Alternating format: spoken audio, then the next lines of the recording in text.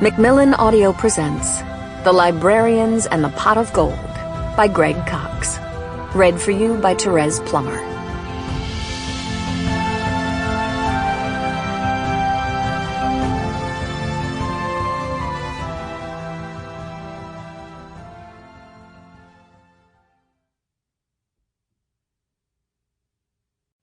To public libraries everywhere. Chapter 1. Ireland, 441 A.D. A ring of standing stones crowned the summit of a rocky mountain on the rugged west coast of Erin, overlooking the island's spotted bay thousands of feet below. Although spring was drawing nigh, the night was cool and damp. A gibbous moon cast its chilly radiance upon the looming rough-hewn stones which had watched mutely over the lonely mountain top for millennia. Lady Sabella was less patient. She stood at the center of the ring before an equally primeval stone altar. A dark silk robe of the finest quality shielded her from the cool vernal winds blowing off the ocean. A scowl marred her pale aristocratic features, whose gleaming skin seemed almost iridescent in the moonlight. Lustrous black hair was coiled atop her head in the style of a lady of means. Long, sinuous fingers toyed with an exquisitely crafted bronze dagger, with a hilt shaped like a striking serpent.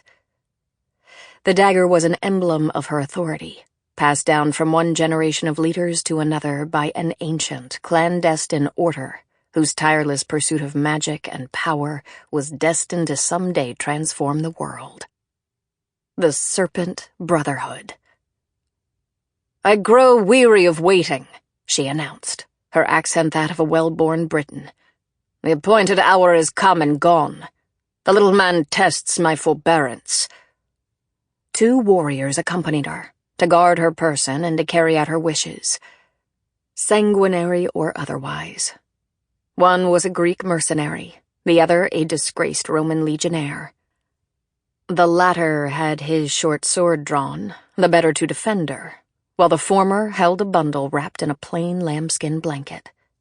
A mewling sound escaped the bundle, which was cradled in the mercenary's brawny arms. Sabella's stomach grumbled at the sound, reminding her that she had not dined in hours. "Perhaps he has been delayed, milady," the Roman said. His clean-shaven face bore a snake tattoo on one cheek. "Not for much longer, I hope." She tapped her foot against the stony ground. "My time is valuable, and my nature none too forgiving." She gazed past the standing stones at the sleeping woods and pastures beyond the eastern slope of the mountain. Only a few pathetic farms and hovels could be glimpsed in the distance, the smoke from their pungent turf fires rising up from thatched huts cowering behind crude walls of rock or timber. Ireland was a backward, barbaric isle, far from the comforts of civilization. A land of barely literate savages, so far removed from the affairs of the greater world that even Rome had left it untouched. Sabella had journeyed a long way, crossing the Irish Sea, to reach this benighted isle. She hoped the voyage was worth it. "And if he does not come?" the Greek asked. Ice entered Sabella's voice. Her finger tested the point of her Ophidian dagger. "Then he will learn not to trifle with his betters." A rustling in the brush reached her ears. She raised her voice, calling out to the shadows outside the stone ring. "If you can hear me, show yourself at once, before I do something you will almost certainly regret." At first, none answered, but then a voice responded in the peculiar Gaelic tongue of the isle. "No need for threat. Here I be, as agreed." A diminutive figure detached himself from the shadows at the base of one of the standing stones. No more than 2 feet tall, the newcomer was the size of a child, but had the appearance of a man in his 40s, right down to his bushy red beard. His cocked hat, jacket, and breeches were forest green, while brass buckles and— Sample complete.